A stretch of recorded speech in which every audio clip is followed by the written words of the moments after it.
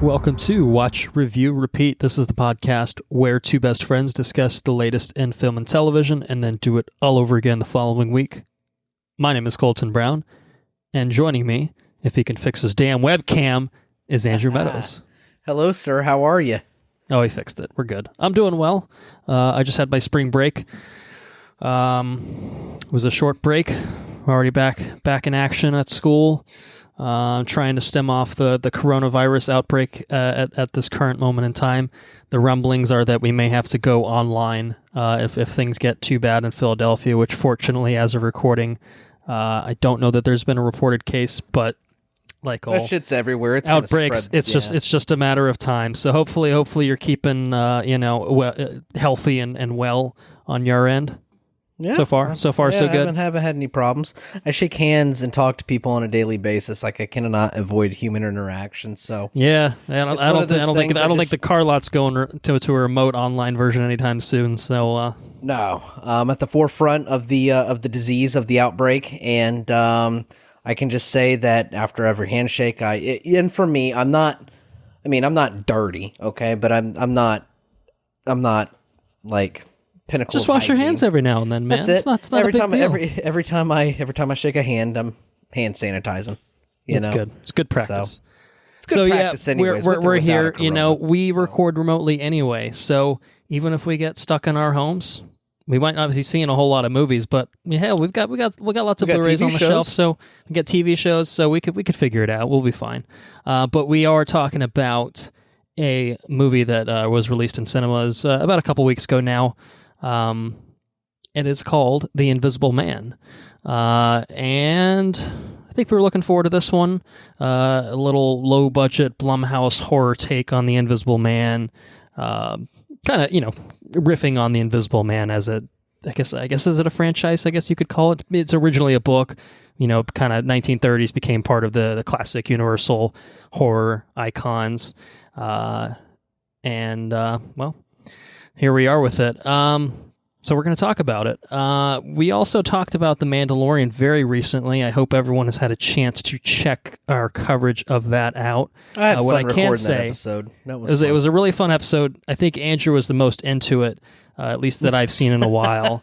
And yeah, just because we kind of ended up getting delayed recording this episode, so we ended up doing The Mandalorian first, basically. So it kind of ended up being like a very, very, very short timed exclusive Patreon bonus episode, but it's now up on the regular feed for everyone to listen to. So go watch The Mandalorian on Disney Plus, then go listen to our episode. We did non-spoilers, recommendation, and spoilers for anyone that hasn't had a chance to go back and listen to it. But hey, if you get stuck in your home, you'll have plenty of time, won't you?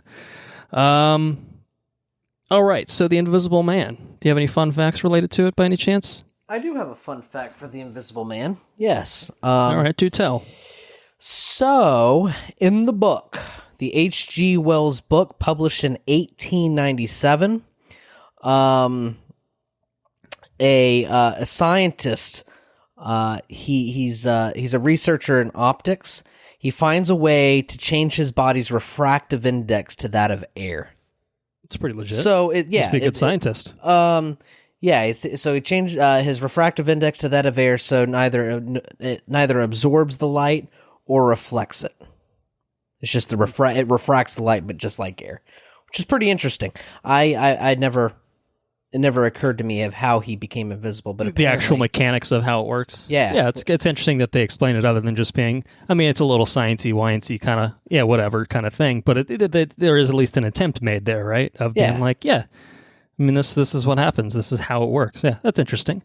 I didn't know that either. I've never read the book, to be fair. Honestly, I don't know that I've ever seen any of the original Invisible Man, probably multiple movies if I had to guess, at least one, obviously, but, I think I've kind of just seen a lot of the Universal horror stuff in part, either on TV or just kind of, I guess by going to the park, you kind of get some exposure to it that way as well, but I don't think I've seen like an Invisible Man movie, start to finish until this one, although there's Hollow Man, I guess you can count. I did watch Hollow Man. Yeah. Hollow Man was definitely the Invisible Man, right? I think it was, it was at least inspired by it clearly, but I don't think it was specifically. No, I think it was pretty specifically kind of based on it. But again, like kind of like this one is an interpretation of the character in the book. I think Hollow Man was kind of similar. It's guy goes invisible, goes a little crazy, a little rapey as well. So it's a little different here, but in a different sort of way. We'll talk about it. Holy shit, about it. Josh Brolin's in fucking Hollow Man. Yeah, I was looking up Hollow Man the other day. Who else is in that? It's Josh Brolin. Kevin Bacon. Kevin Bacon is the Hollow Man, right? Yeah. Is Elizabeth Shue in there? I think she might be in there. She is. Yeah. Yep. Kim Dickens. I'm not Kim quite Dickens. Sure. Okay. I don't know any of these people. I haven't seen Hollow Man in a minute, but yeah. But cool. Yeah, again, another kind of horror-tinged take on it, similar to the one that we just saw that we're going to talk about. So yes, how does he do it in this movie? We'll talk about it later. Stay tuned. Or she? How does she do it? Who could it be? It's a man. It's the Invisible Man. We can exclusively confirm. All right, so there's a couple pieces of news that are a little bit more time sensitive. It's been a couple weeks since we recorded last, so there's like a whole mountain of news that we could sit here and talk about for at least an hour. We're hopefully not going to do that. I tried to trim it down to some stuff that's kind of that came out a little bit earlier. And so theoretically, over the next couple episodes, we'll be able to catch up back to where we could have been, had we been recording a little bit more time in a little bit more timely fashion. But alas, there are two pieces of news that I think it didn't really make sense to sit on them.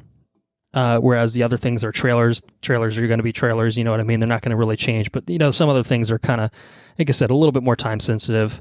And we learned today that unfortunately Max von Sydow, a great Swedish actor, passed away this past Sunday, March 8th, at age 90. So age 90 ain't nothing to scoff at. But Max von Sydow has maybe one of the most impressive filmographies for any actor ever. I mean, what would you when you see the name Max von Sydow, when you see his face, like what kind of springs to mind for you as like iconic?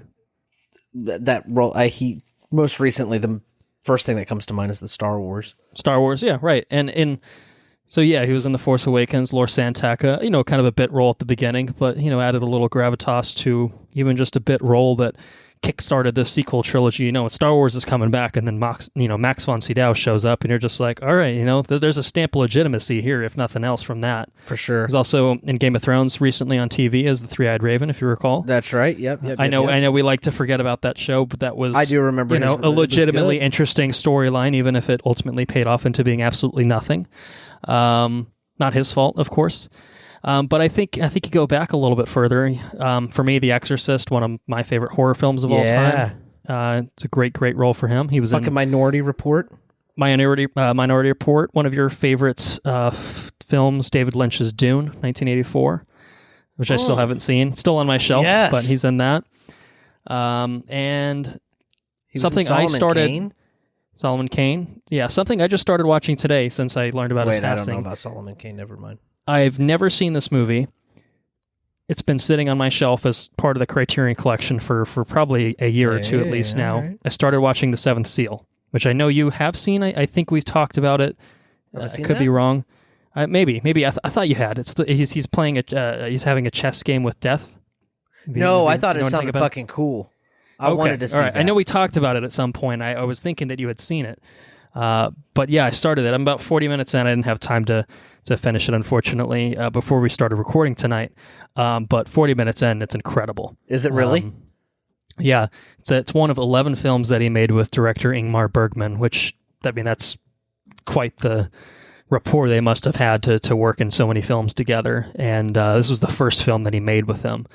And it's great. It's 1957. It's incredibly stylish. It's incredibly I think the thematic content, and again, I still have just under an hour left of the film to kind of experience, but I think the thematic content is extremely interesting. Just the whole character literally playing chess with death it's a very cool concept, and sounds it's basically super thought invoking and there's a lot of kind of touching on the the presence of God, or at least the absence of God in terms of like physical connection. Like why do we, place our faith in this higher being if he never actually directly interacts with us? Like how do we process that, and why are we supposed to care? It takes place like during the time of the Crusades and the plague breaking out. So these people like kind of going through the streets, like self-flagellating, like whipping themselves as like to like repent for their sins. Yeah. And it's interesting. It's like, oh, the plague's breaking out in this movie, and I'm just like, well, we got a little time. We got a coronavirus. I don't think it's quite the bubonic plague or anything like that, but nonetheless, it was just kind of an interesting parallel there. But yeah, an incredible career. Over 100 film and television roles for Max von Sydow. Received 2 Academy Award nominations for his performances in Pell the Conqueror and Extremely Loud and Incredibly Close, neither of which I can make the claim that I've seen.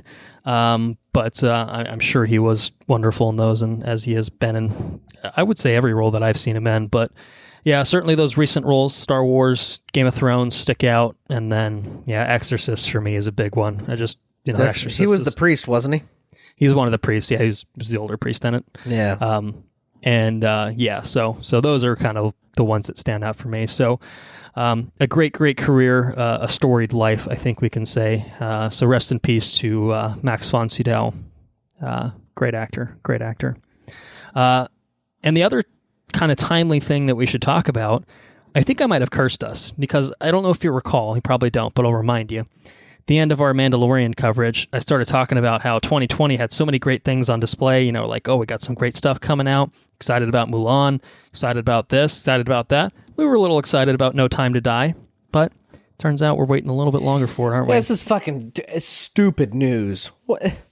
It's stupid news. Well, it's a business decision. So the new James Bond film, No Time to Die, has been pushed from its April 12th release date all the way to November, around the time of Thanksgiving of 2020. So a huge old delay, going from is that 7 months roughly? Yeah, like I walked into the movie theater to watch The Invisible Man, and there was a big standee, No Time to Die. April 3rd or whatever the fuck it is, right? Yeah, and I was like, well, they might as well burn that. Might as well get rid of that. Throw that away. Now they'll just put a sticker over the date, call it a day. Just keep it around. Irritating. So, Sucks. I mean, it's wild. I mean, obviously this is going to cost a lot, because the marketing has obviously been chiming in on saying it's coming out on this day. They actually had tickets on sale. They presumably sold at least several tickets, so that's obviously a logistical nightmare for anyone involved.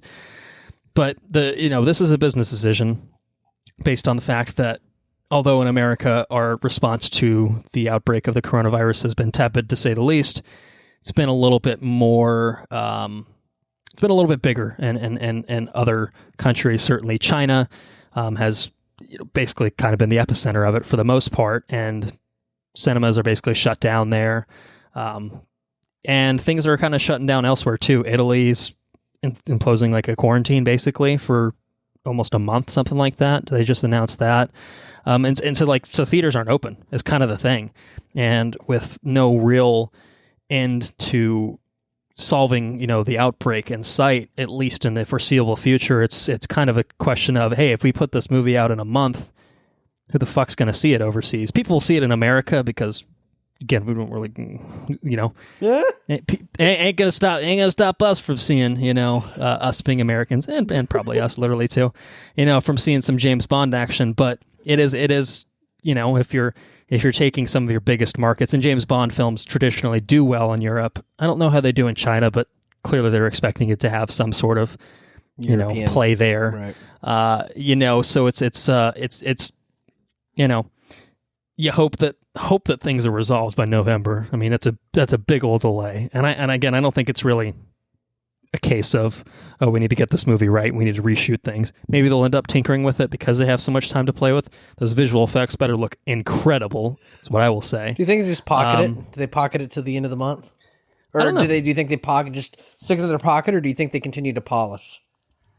I would hope that it would be a little bit of polishing going on, but I have to imagine this thing was, it's got to be pretty much ready to go at this point. Absolutely. It's, as of recording that, it was theoretically a month away from release, so it's got to be right there. So anyway, that's the other time-sensitive news, is that unfortunately we'll be waiting quite a bit longer to see some James Bond action, and I think it's safe to say we're both disappointed by the decision, but alas, it's an understandable decision, I guess, overall. So anyway. Do you have any other news you might want to talk about? Yeah, so I've got one little bit of news here. Initially, I was going to be a little disappointed about it. Okay. I didn't know who... Steven Spielberg's not going to be directing Indiana Jones 5. Yeah, it's a pretty big deal. Directed all four thus far. We did a bonus episode on it once upon a time. That's right. It's kind of Spielberg's thing, right? It's kind of weird to think about an Indiana Jones with Spielberg not attached as a director. I'm sure he'll still be involved in some capacity, but yeah, it feels like a big hit. And although he did direct, well, it's true. To be fair, Indiana Jones it's a 50% success rate, at least I think in our assessment. Although a lot of people have soft spot for Temple, not so much for that other one that we don't like to mention. Right, but. James Mangold is in talks to take the helm. Yeah, that's a pretty big deal. It is a pretty big deal. And here's my question to you, sir. All right, let's hear it. Do you think that he scores this gig, James Mangold that is, for his directorial perspective on Logan, which is to say an aging hero, if you will?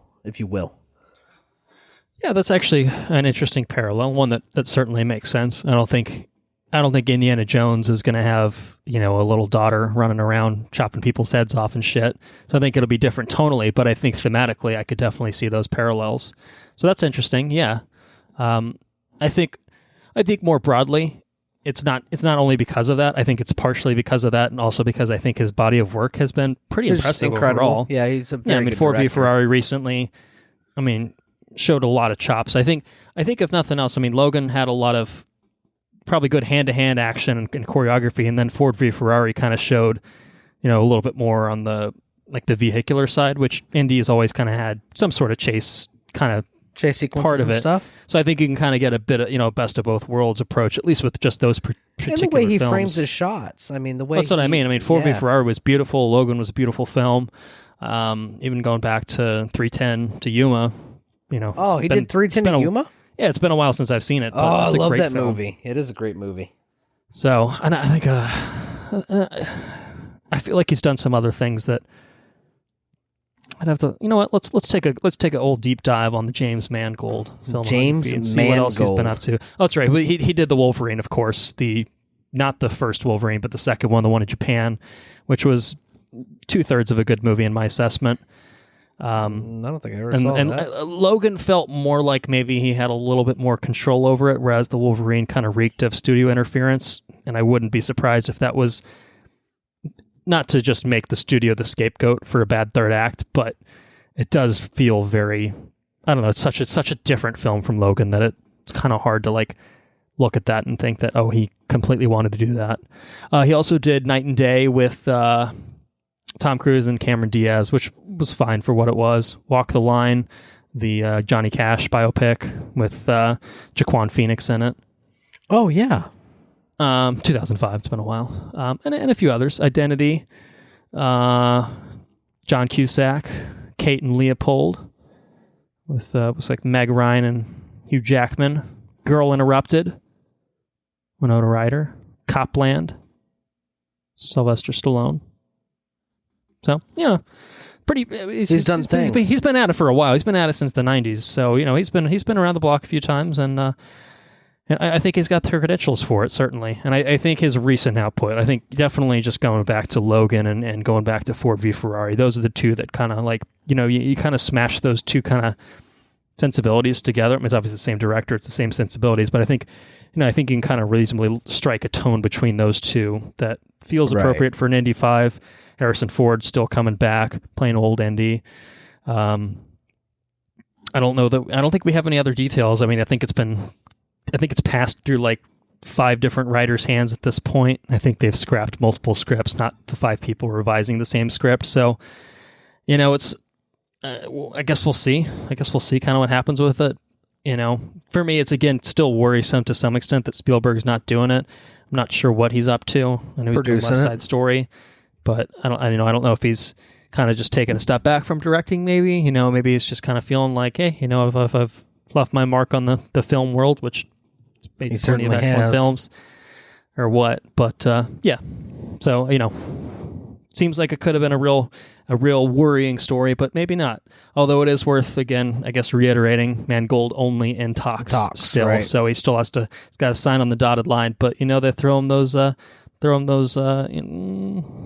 could always be U-Bowl or UE Bowl. Probably at least 7 digits. Maybe going into 8. I don't know. Maybe we'll see. We will see. All right. Shall we talk about some other news? Certainly. All right. Let's see. So, let's talk about some Netflix action. Action. Nice. Okay. We got some Netflix action. Yeah. I have a couple pieces of Netflix action, but I want to talk to you about some real action on Netflix in the form of an animated Transformers series. Ooh. With a very, very, very long title that's a little bit of a mouthful. It's called Transformers: or for Cybertron Trilogy: Siege. I've never seen 2 colons in the same title, but damn it, they've done it. Sounds like me writing the name of the title. Well, usually they split it. Like Mission Impossible is Mission: Impossible, but then when the sequels had, like subtitles, they would do a hyphen. It'd be like Mission: Impossible Fallout. And I'm like, oh, that's clean. Makes sense. You diversify. I get it. This is just nonsense. But it is looks like a proper adaptation of Transformers. We're going back to, looks like some Generation 1 type designs, but with the full 3D animation. I assume, based on the way that it's titled, it's described as an anime series, but I have to assume it's 3 kind of movies. So what I would guess from it. That's what I think, yeah. Yeah, at least I'm assuming these are movie length. I guess theoretically it could just be like 3 things that are like 30 minutes apiece, but that would feel kind of weird. I don't know. The way they're selling this, it seems like it's a big epic kind of thing. Maybe it's like a 60-minute special or something like trilogy. That. But yeah, it seems like there's a trilogy there, and you got Siege, and then it could be maybe the reason that it's Transformers: War of Cybertron trilogy. Maybe then from there on they release another, maybe should I say fucking Beast Wars? Would that be cool? I'm always down for some Beast Wars, man. Yeah, I'm always down for Beast Wars. So you get Transformers: War of Cybertron, and then after that you get the Transformers Beast Wars. All sorts of crazy shit can happen from there. Yeah. So we'll kind of have to see what happens in terms of like what a time to be alive, episode content and stuff. But yeah, I mean, what'd you think of the trailer? I thought it looked cool. I thought it looked pretty rad, man. Yeah, I think the animation's a little janky at times, but it's pretty neat overall, I think. Yeah, definitely. I grew up watching the Transformers like Toonami stuff. I don't know if you remember that or not. If you ever watched it, I did. I watched a lot of it. Different. They had several different like series of Transformers on there. Beast Wars was one of them, I think. Beast Wars was always in my rotation. I mean, I've seen a little bit of the OG Transformers. Not, it wasn't alive like when it started airing, but I've seen it. I always watched the one with the kids. There were kids in there that happened to be like they had smaller Transformers. Do you remember that? There were kids with smaller Transformers. There were kids with smaller Transformers, and then they linked into the bigger Transformers. And they were looking for, I guess it would be the Allspark, I guess. It's all I know from, off the top of my head. I don't know. I'm not sure. Anyways, I watched a lot of Transformers stuff. So I like Transformers. They're cool, and I'm always up. I like these designs. I think the designs look cool. Yeah. I mean, this feels more authentically Transformers than, the crock of shit they've been pumping out. It seems like somebody Bumblebee aside. Seems like somebody or the helm of Netflix is like rooted in 80s nostalgic shit. We got He-Man coming back out. We got OG Transformers coming back out. We have Stranger Things. We have this other show that's supposed to be ripping on fucking 80s stuff. Was Voltron an 80s property originally? Yeah, you got Voltron, exactly. You got Castlevania, which is like that's probably debuted. in the 80s, the video game. Maybe, yeah, right. One. Maybe 80s, 90s, early 90s, something like that. I think it probably would have been 80s, at least late 80s. I would feel guess. I feel like Netflix is employing like they're calling just cashing in on nostalgia, man. What's wrong with that? Mm-hmm. No, they're in there. They're obviously marketing to like millennial sensibilities, I think. So it's an interesting but thing. I do think that this, certainly is still going to have appeal for kids too, right? Yeah, definitely, for sure. I mean, the adults are going to be like, "Oh, this is my shit that I was growing up." Right. Yeah. So, it's kind of fun. It's a good way to kind of maybe capture both sides of that. That's it. Bridges the gap, man. So yeah, Transformers. Looking forward to it. I don't think they announced a release date on it, but I'm assuming it'll at least start this year. Maybe they'll roll it out every few months with the parts of the trilogy or what have you. So yeah, anything else on your radar, my friend? Yeah. We've got Tales from the Loop. Yeah. Now, did you know anything about this? No, I didn't. All right. But the second I saw it, this trailer got you, didn't it? It got me. It looked pretty cool. Yeah. I felt the same way. I was just like, I have no idea what this is. It kind of looks based off an art book is what it's based off of. Based off a fucking art book? It's based off of I guess a narrative art book is what it's called. But I don't know anything about it. But it's an existing kind of thing by an artist, Swedish artist named Simon Stellenhag. Probably butchered that. But yeah, he basically created these art books, which have inspired, I think, a tabletop game of some sort. I'm not sure if there's one specifically based off of this property, but yeah, I mean, interesting. I mean, what's the name of the tabletop game? Do you have it there? It just redirected me to what a tabletop game was on Wikipedia, so unfortunately I can't elaborate further. But yeah, I mean, it says it's based on an art book, so there clearly must be some creative ass shit going on in that art book to come up with a season of television, right? Yeah. It looks cool. Creative use of technology and stuff. Maybe it's I feel like it might be like where Dark Mirror or Black Mirror. It's a little Black Mirror, but not as maybe like technology dystopian. bad. Yeah. Right. Yeah, I could definitely see that. So maybe it's like inspiring, whereas Dark Mirror's like fucking Black Mirror. What is it? Black Mirror, Dark Mirror? God damn it! What is it? It's Black Mirror. Black Mirror. Black Mirror is just ominous and right, like technology bad. So I don't know. This looks really cool. Eager to see what it is. It does.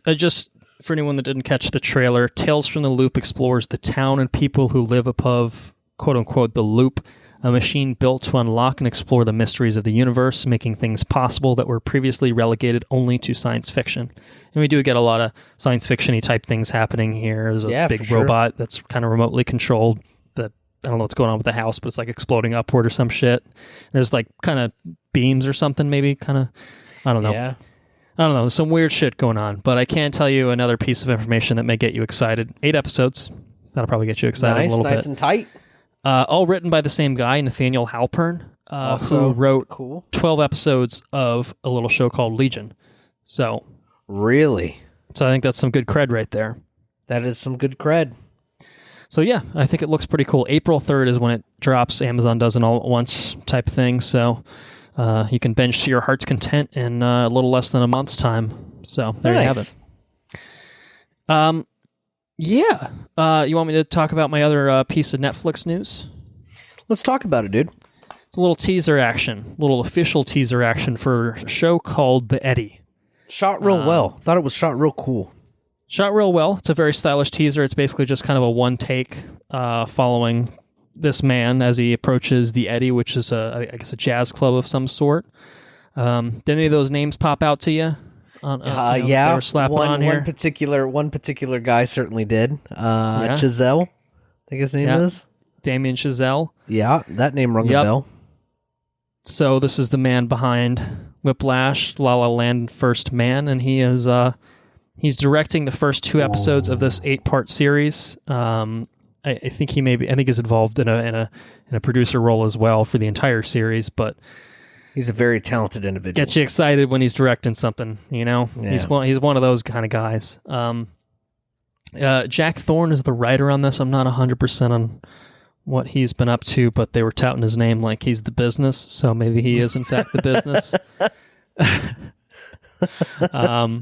And the same thing with kind of the music. I didn't recognize the names offhand, but no, either did I. Glenn Ballard is best known for co-writing and producing Alanis Morissette's 1995 album "Jagged Little Pill." Oh man! So, which talented individual that had some of her good singles on it, I do believe. I got one hand in my pocket, head over feet. Yep, hand in my pocket. Ironic. So, he's got some chops, at least in terms of lyrics. We could say that. So yeah, stars Andre Holland, Joanna Kulig, Amanda Stenberg, and kind of some main roles on it. What is it about? That's a good question. Let me answer it for myself. It's a musical drama set in contemporary Paris, revolving around a jazz club, its owner, the house band, and the dangerous city that surrounds them. So yeah, it's kind of a teaser. Doesn't tell you a whole lot about it, but it looks stylish. Some names on there. Get you excited about it. May 8th is when it comes out, so you don't, again, another one. Oh, a couple months to wait on this one, but I have a theory about what the show will be about. Okay, let's hear it. You'll have an up and coming art. You'll have an artist that's struggling in that is an artist that does not come from a whole lot. All right, struggling in the city that he's coming from, who looks to the Eddy to elevate him. He'll be very talented, and he'll rise through the ranks of musicians, and through the means of the Eddy. What do you think? Yeah, I mean, it seems to track pretty well. Yeah, and it's probably a historic place. Probably the Eddy. I would probably say that's probably not fictional. Do you think it's fictional? I as far as I know, it is, but maybe it's inspired by something, or maybe literally based on something. I actually don't know. I don't know. We'll see. We'll see if I'm right. We'll look into it in the future. In a couple months' time, certainly. Couple months. All right. What else you got? One more piece of news. Candyman. Candyman. Candyman. Candyman. Candyman. I'll do it. No! No! So if I get gutted like a pig, well, it's mirrors. It's not screens, right? Yeah. I don't know if it matters. I don't know. Do you have to look? Is it required to look in the mirror per the trailer? I can't remember. Yes, you have to say his name 5 times, and he comes back through the reflections. What it said in the trailer. Yeah. Okay. Well, if I get gutted, then we know that TVs or screens are included in that. So yeah. Written, I do believe, by one Jordan Peele. Produced by Jordan Peele too, I believe. That's probably true. The man likes to produce things. What'd you think about this trailer? I assume you probably got it in front of an Invisible Man. I got it in front of my showing.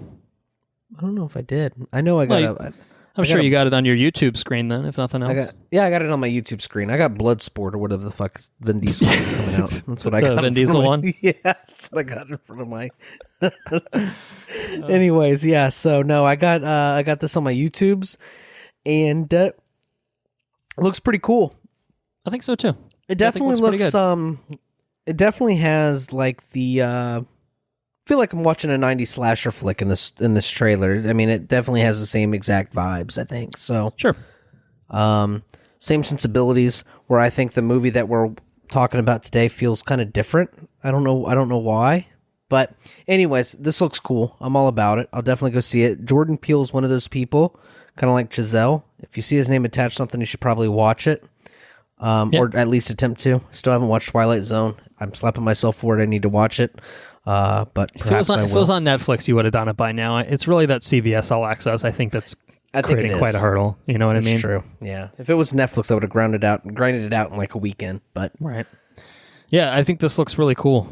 It's a sequel to the original Candyman. Good cast. It's got Yahya Abdul-Mateen II, who was Black Manta in Aquaman. He was also Cal Abar in Watchmen, the HBO series, which you've yet to watch, but I have finished. Don't worry about it. We'll talk about it.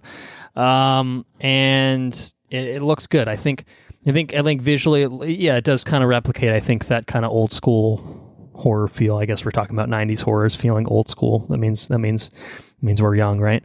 But I think it was a stylish trailer, I think, too. I think just the way it was edited, the Destiny's Child usage was pretty good. Say my name, say my name. That shit's 20 years old.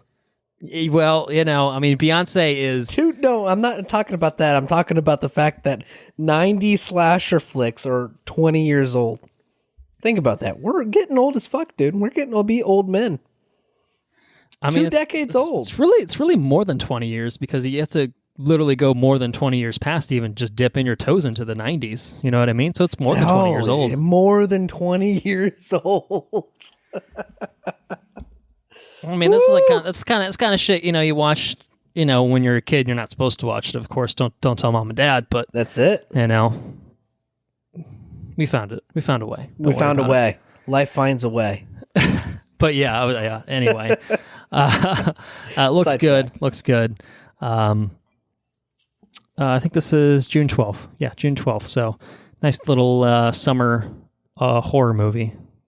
Looking forward to it. All right, I have 2 pieces of news left, and they both pertain to a franchise you may have heard of called Star Wars. Ooh.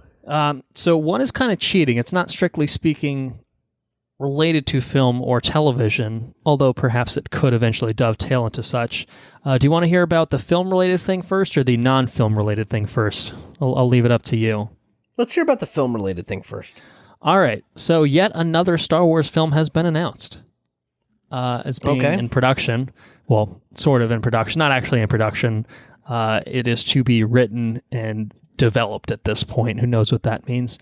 Director J.D. Dillard, who directed a film called Sleight, which I don't think either of us are familiar with. Nope. And writer Matt Owens, who has worked on properties such as Marvel's Luke Cage and Marvel's Agents of S.H.I.E.L.D., are working on a project together, which will take place in the Star Wars universe. What will it entail? No one knows. Is this movie going to get made? No one knows. Is this movie going to get released in theaters or on Disney Plus? No one knows. So we're working with very little information here other than let's stick these guys in a room and see what happens. It kind of seems like that's kind of what they're doing. Plot, character, and setting details are unknown and are being kept in the murky underworld of Exegol. Little play on words. One of the it's weird. Hollywood Reporter, I think, was the one that. What's that? Repeat that one more time. Well, okay. So here I'll say the sentence and then I'll explain it a little bit more. Plot, character, and setting details are unknown and are being kept in the murky underworld of Exegol, which I think was this writer just being cheeky and just saying that hey no one knows what's going on, and so it's off on this weird Sith planet that we saw in The Rise of Skywalker. And then one of the other major trades turned around and was like, this is going to be about Exegol, the Sith world. And I think it was literally just a fundamental misreading of that sentence, which is kind of like... Because it was written sloppy as fuck? Maybe that's why? It's just kind of it could be a potentially confusing thing where it's just like, we don't know anything about this, but also here's some Star Wars in the same sentence just to confuse you. Which I think it reads fine, but it is kind of one of those things where just like, that's a weird thing to kind of bring up in the same sentence. So anyway, we don't know what the hell this is. It's understood to be unrelated to a Star Wars film pitch by Kevin Feige and potential work from Last Jedi director Rian Johnson. So I think this is really, it's such a weird story because it's just like, this is so early in like the process. And I'm just like, I get, this is what people do for a living is like, they're journalists. They got to, there's a big deal making a Star Wars movie is being made, but it's just like, this is nothing. This tells me absolutely nothing about anything. It's just like, cool, I guess. I don't know what else to say. I mean, I guess to be fair, it's the same thing with the Kevin Feige thing of just like, he's making a thing. But I guess at least with Kevin Feige, we know who Kevin Feige is, and then maybe that gives you a little bit of intrigue, whereas I'm just like, I don't know shit about either of these guys. Doesn't mean they're not capable. Doesn't mean I don't trust them. But I just don't know what to say other than good for them. I wish I was making a Star Wars movie. Yeah, I would like to make a Star Wars movie too. But I guess it's off in left field. Apologize about that. But I guess if nothing else, probably the one thing that probably stands out is that both J.D. Dillard and Matt Owens are both black men. So it's, you can kind of get maybe a different perspective on Star Wars coming from someone of color. Still a little bit deficient in the women category, but I think they're kind of rectifying that with the Disney Plus series a little bit, I think. So baby steps for Disney and Lucasfilm and company, but that's kind of interesting. Maybe that lends you a bit of a different perspective, a different flavor to Star Wars, one that's been lacking to this point, perhaps, in the sense that we've had a couple black characters in Star Wars, right? Lando and Finn, and Janna, I guess, recently in Rise of Skywalker too. But again, what was her character? What was her relationship to Lando? What? What's going on there? I don't know if we want to know. Who's your daddy? So yes, we'll keep you guys updated if anything comes of this. But this is certainly years away. I mean, it sounds like they're just like sitting in a room and thinking about, we should make a Star Wars movie. What do you want to do? Like that. I think that's where this is at. So last but not least is again something that's not really explicitly film or television related. It is the unveiling of something that has been called Project Luminous for about a year or so, and it's kind of a secretive project at Lucasfilm about, they're doing some big multimedia project, and we have now learned that it is about Star Wars: The High Republic.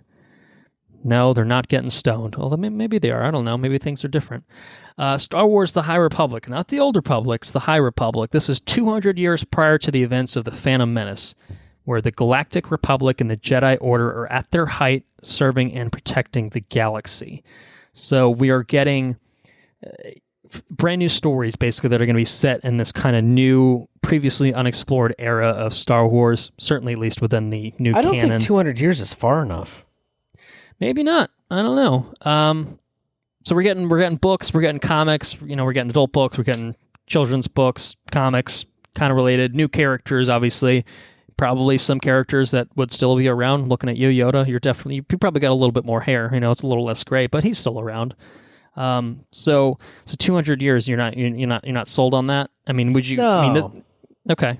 What's your thought process? Thought process is you have. Okay, so apparently there's yellow lightsabers in this. Right, because they released the pictures and there's a lot of concept art and right, book covers and etc. Yeah, and apparently yellow lightsabers are like an ancient thing. 200 years is not fucking ancient. That's like great. It's what great grandpa, right? Especially that's in like our terms of life. I mean, when you have creatures that can live 900 years old, you have people that can clone themselves, you have people that can, whatever. 200 years isn't like nothing. 200 years is nothing, really. I mean, I mean, I guess probably I would assume at least what they're trying to do in setting it that far apart is.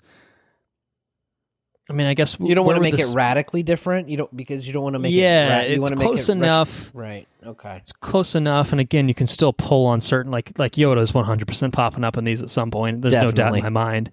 But I guess it's like, where's the state of the galaxy? I think the idea is that this is obviously pre-Palpatine pulling the strings, so there's really not much disorder in the galaxy. Like it's the Jedi, keeping the peace kind of thing.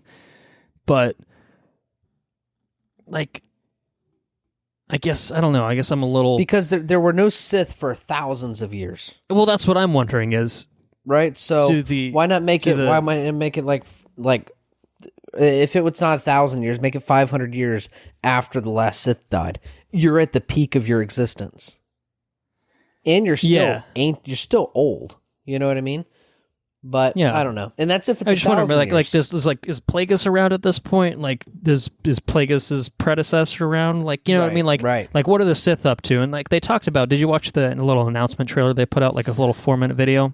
That's the only one I watched. This is what we're talking about, right? Or are we talking about something different? Yeah, no, it's that, and no, they've just put out some kind of other stuff just about the books and stuff that are coming out. It's all set to debut in August, and I think it sounds interesting, and I think it's kind of neat to kind of take a slice of the universe that really hasn't, like, you have free reign, and obviously they don't want to step on anyone's shoes and make shit after the Rise of Skywalker because and I feel inevitably like every 30 years down the line they're going to remake the movies again, but there's no reason why every century of Star Wars cannot be explored. Every little nook and cranny. I mean, you could do a cross section, I think, of any time in the Star Wars galaxy, and there's something interesting to be mined from it. But I think I think that they're just making such this enormous, like they released that 5-minute thing about this enormous push.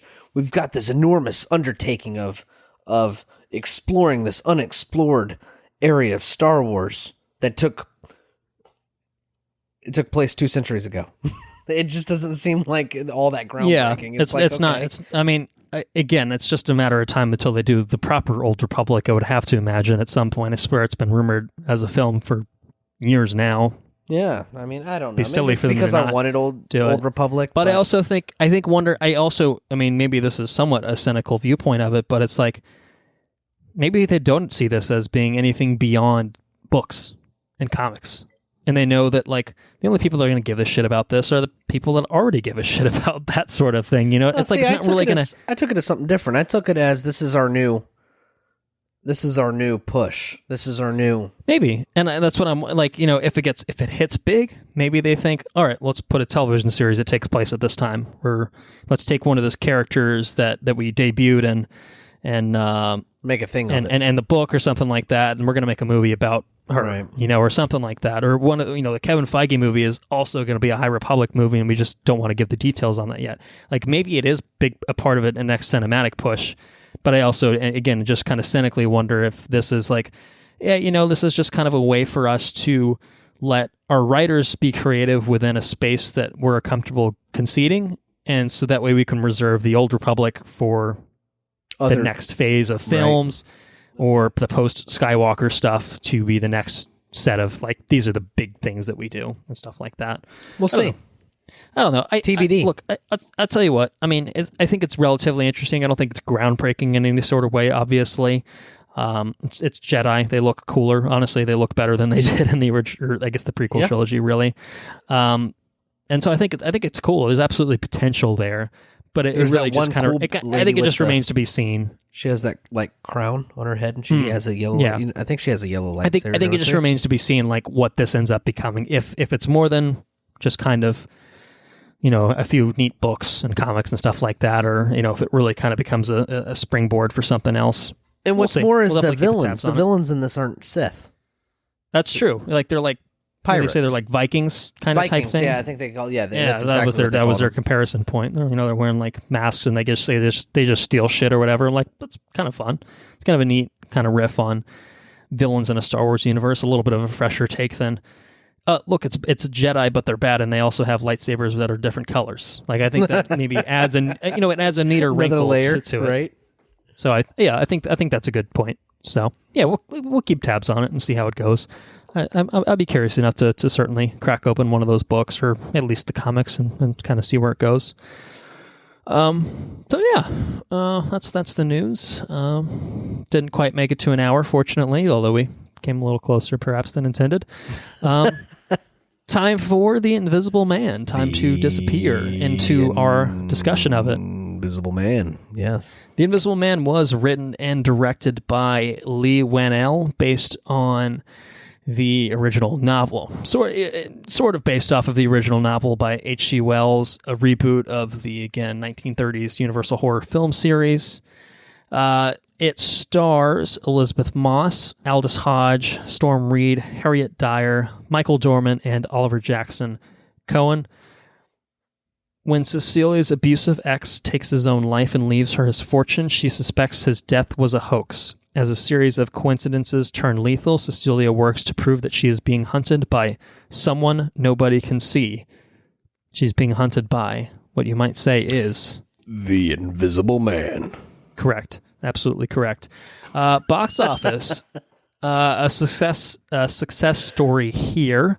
Very, very, very low budget, $7 million budget on this bad boy, which is impressive because I think it looks better than $7 million, if I had to say. It does. But I felt the same way about Leigh Whannell's previous film, Upgrade, made on a micro budget. I mean, $7 million ain't nothing to, scoff at, but in terms of the film world, especially in 2020, that's a small fucking budget. That's almost lower than some indie shit. This is Upgrade's director? This is the same director that did Upgrade. And I think you get the similar sensibilities of doing a lot with a little, in terms of budgetary restraints, certainly. $28.2 million debut at the box office in its opening weekend. Good for number one. So it's not exactly how it works, but 4 times its budget, opening weekend in America, not bad. They're pouring champagne. They're yeah. I mean, it's this thing's turning some good money for Blumhouse and company. As of now, it stands at 52.7 million domestic, so it's almost doubled its opening weekend take to date, and $98.3 million worldwide. Fuck yeah, they're cranking the count. $7 million. So I mean, this thing will hit 100 worldwide easy, and that's and they've made $100 million almost. I mean, yeah. I mean, it won't. It's not, even if it stopped at 100, it wouldn't be making 93 million as like its profit, but it's profiting many millions of dollars. So it's a big success story. Certainly a turn of fortunes since the likes of Universal's attempt to do this previously with The Mummy and Tom Cruise and company. At least in my opinion, it's a little bit of a upturn from the quality of The Mummy. But, I never saw it. Yeah, that's The Mummy in a nutshell. Not great. What'd you think about this one? I was thoroughly impressed.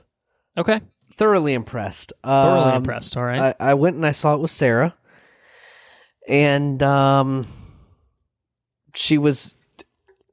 was one simple sequence. It's not a spoiler.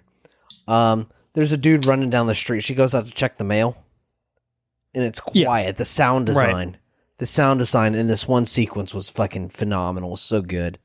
She goes out and she can hear all the noise, all the normal ambiance of the room and everything. And the second that her foot hits the ground, it goes silent.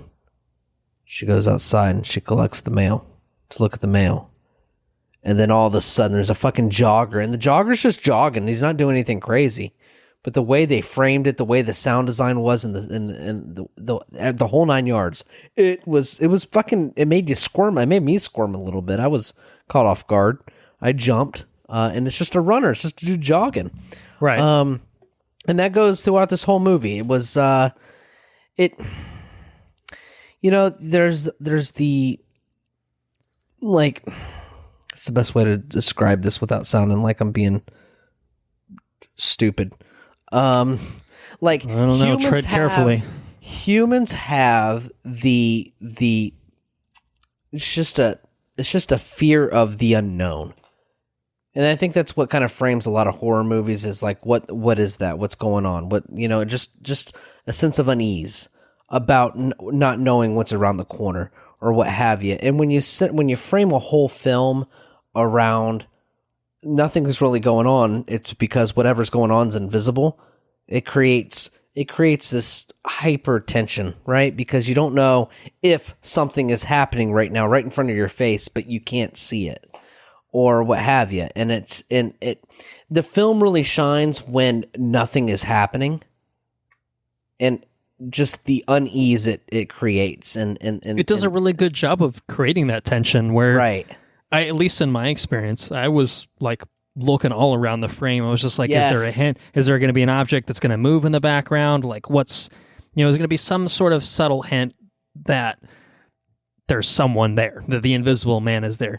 And there's nothing.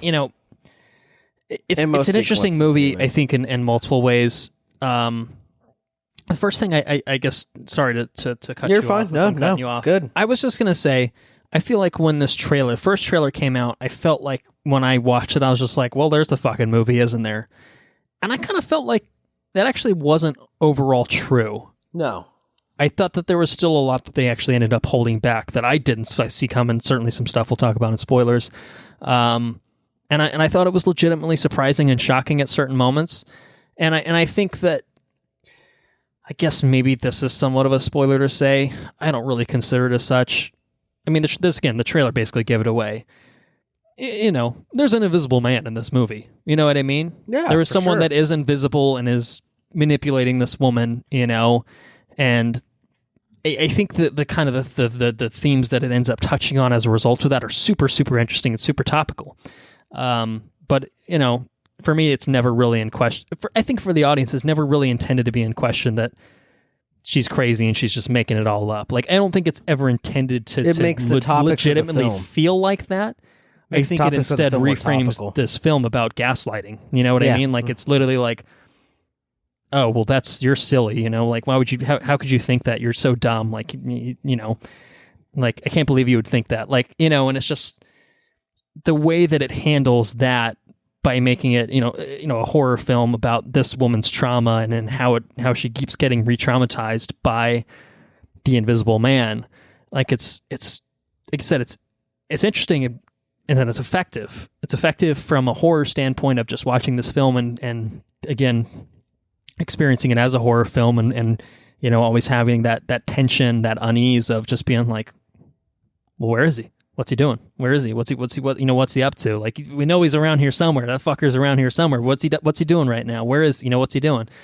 But I think it also really, really works from a using the lens of the main character Cecilia and seeing like her scarred psyche and the the trauma that she experiences and even from the get-go, even from like the first like 5 minutes, you really get a strong sense that this is a woman that's been through a lot of abuse, and to see that kind of furthered by literally being haunted by your past and this kind of really twisted fucking way, right? It's done. It's all done really well. Yeah, I'm sure there have been other people that have been a lot more eloquent about kind of touching on the thematic content of the film, but I think it just does a really interesting job of highlighting that. Yeah, and I think that's it. Multifaceted is a good way of describing it. And I guess my point is that, hey, it's a good horror film. It's a good horror flick if you just experience it for the horror. I think that's all done well. It's tense. It's kind of well.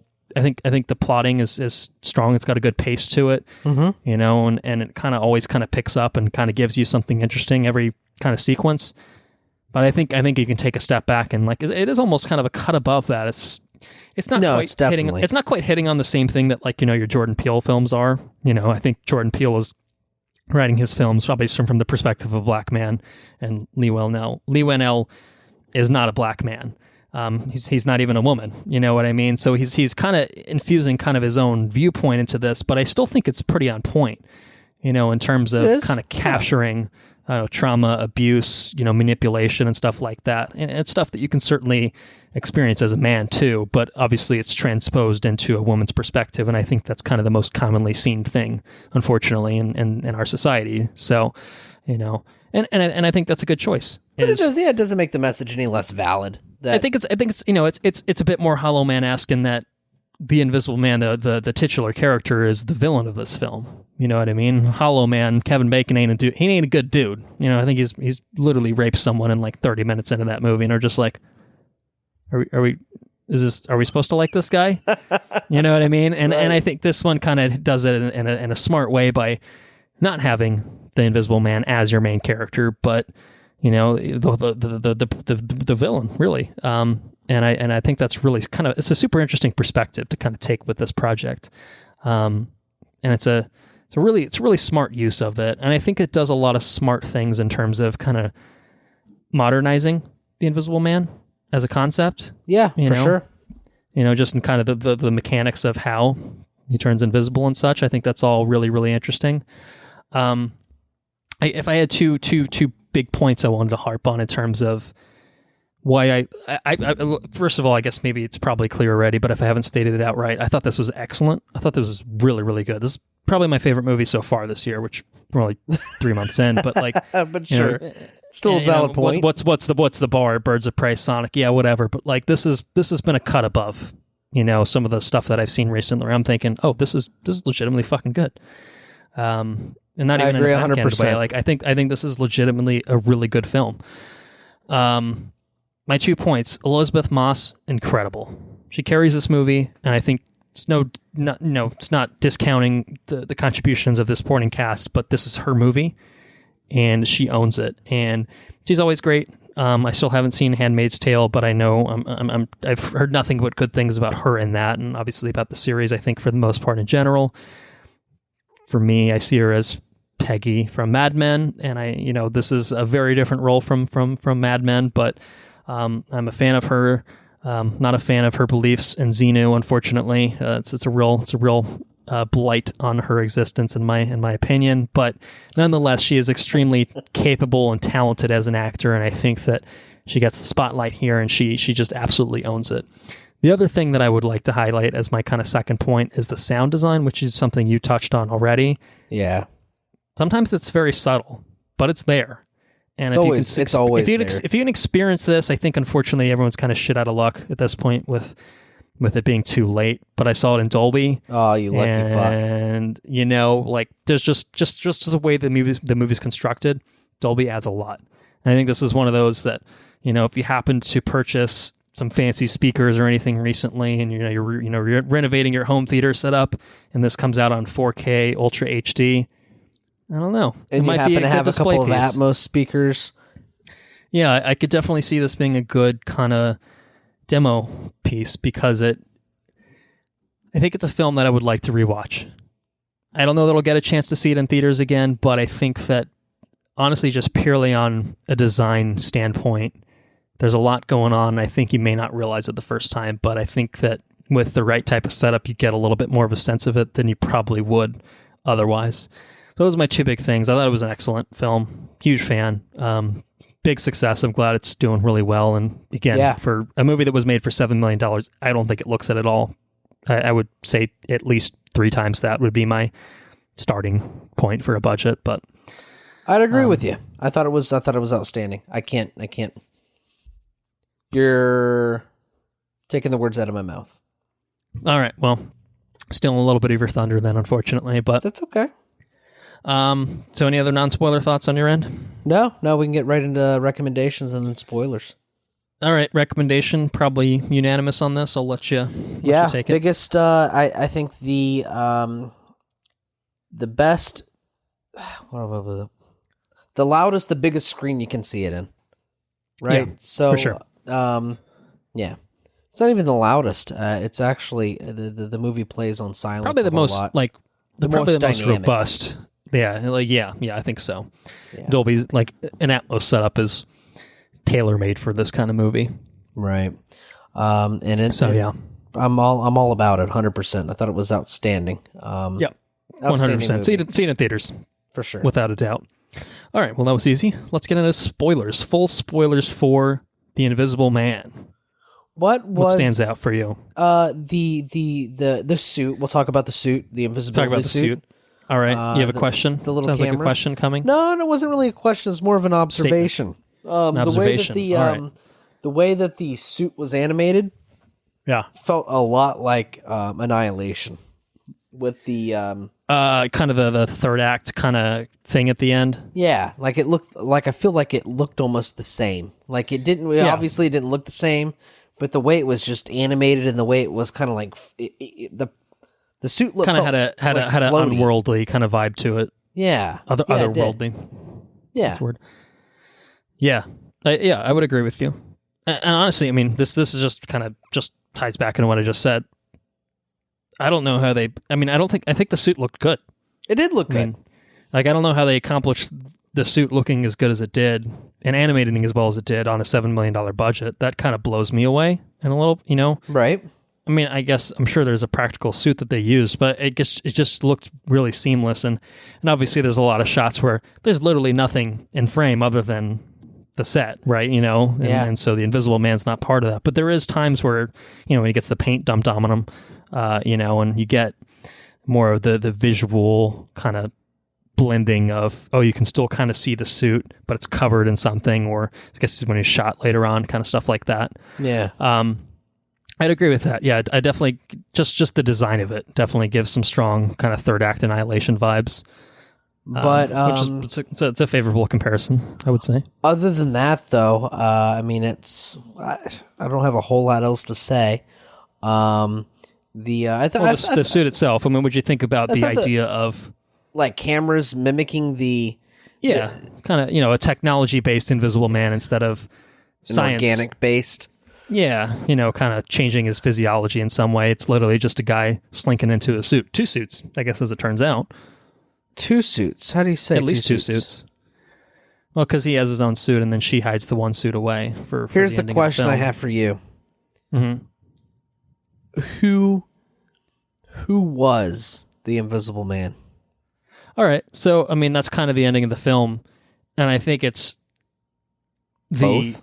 the exclamation point on Adrian's gaslighting of Cecilia, with the surprise, he's obviously fucking involved. He's an insane asshole, and I think that both he and his brother were in the suit at different points in the film. Okay, but he's 100% a manipulator, the mastermind. and 100% orchestrated everything behind it. And there was an opportunity to frame his brother and kind of get out scot-free, and I think that's what he ended up doing. So I don't think there's even a question in my mind that Adrian is guilty as shit and he deserved to get fucking killed at the end. I loved the ending, first of all. I thought it was awesome. Cecilia donning the suit and kind of playing his game. Surprise. And, just fucking killing him. Look, it was awesome. Like, this woman has been through so much, and it's not that to say that murder is really the answer per se, but I think that, her just kind of throwing it back in his face.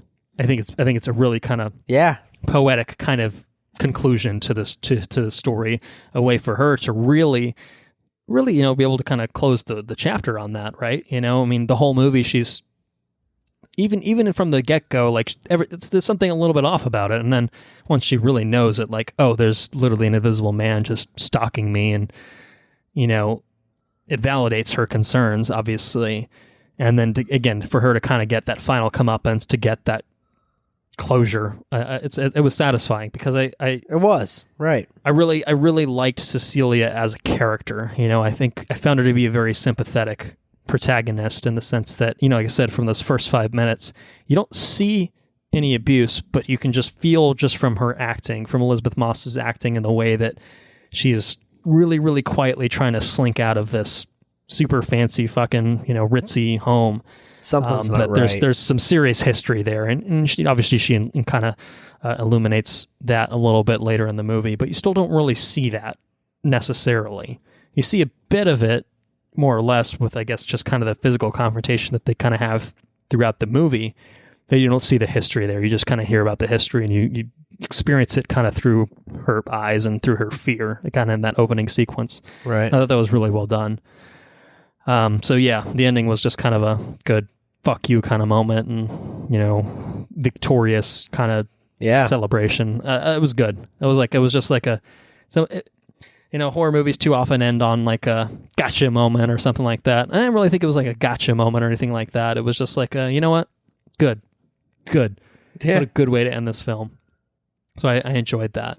But yes, he was 100%. What about when that motherfucker for a good chunk of the time killed the sister in the middle of the fucking restaurant? So this also ties into what I was saying. The trailer did not spoil that, and I'm glad it didn't, because I did not fucking see that coming at all. And that was like kind of like I think that's the most jaw-dropping moment in this entire film. It's like, holy shit. Holy shit, yeah. Without a doubt. I mean, that was wild. I did not see that coming, because I knew like there was a whole thing where like she gets institutionalized at some point, and I just figured it was just because like, the her friend that she was staying with would just get tired of her shit and just be like, you need fucking help. Like, I really just thought that's what it was going to be. I didn't think she was going to be framed for the murder of her own sister in such a really shocking and grotesque way. Visceral way. Yeah. It's nuts.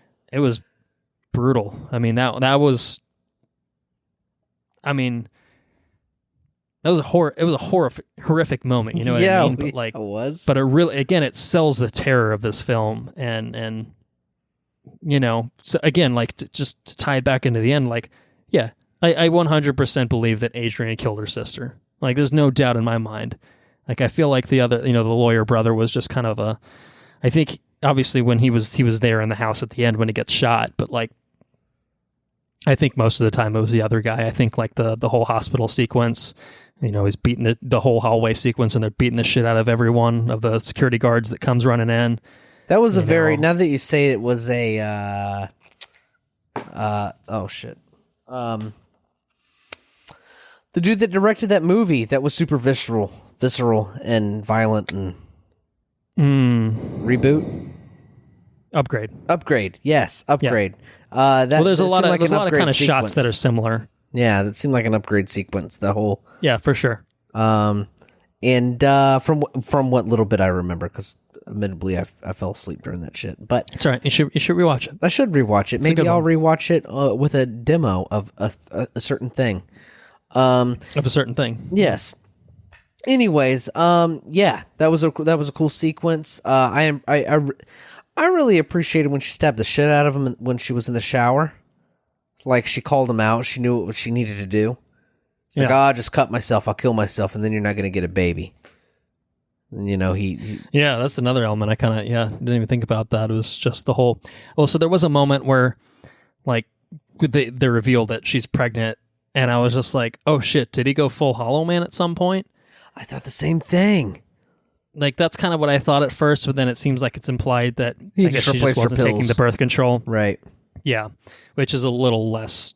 It's still a bit rapey, but I guess it's not as, like, really fucked up as I initially was just like, oh, shit. You know what I mean? Incredibly manipulative. Yeah. So anyway, Adrian's a real piece of shit, and I'm glad that he's dead in this fictional movie. But it was, I mean, an effective villain, and even even the lawyer brother was just like like douchey, and I'm like, honestly, doesn't hurt my feelings. Yeah, fuck them both. Yeah, fuck them both. Even if he was, I think, somewhat of a victim in his own right, fuck him. You know what I mean? Like, nah, you're still complicit in everything here. Like, yeah, no.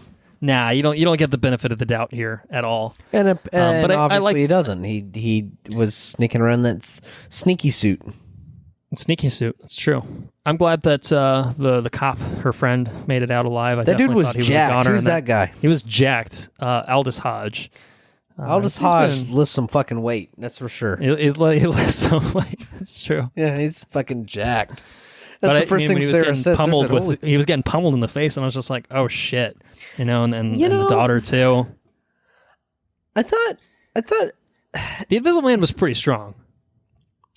He was very strong. He was throwing people across the house. I think that suit might have had some super strength ingrained into it. Lifting her up off the one-handed neck. Well, lift, we don't know. We don't know one hand. It could have been two hands.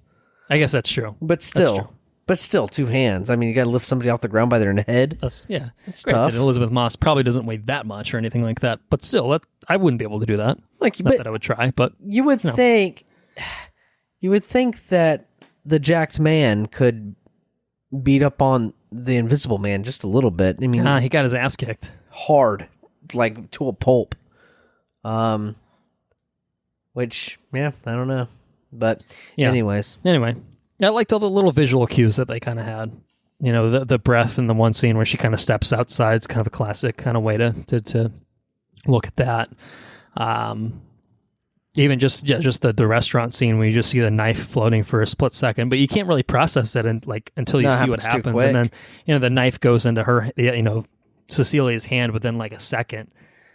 And it just like, I mean, for that whole sequence for me, I was just like, what? Holy and then shit. Once it like kind of hit, I was just like, oh fuck. So yeah. And same, it was just the daughter gets slapped too. Kind of another thing of just being like, I don't know what happened in that scene. I still don't know what happened in that scene. What do you mean you don't know? Like what? Like what about it? Was the daughter looking down? Like, I don't know how I missed how she thinks that it was Cecilia. You mean, yeah, right. I mean, I guess it's just one of those things. It's just there's two people in a room. You get hit.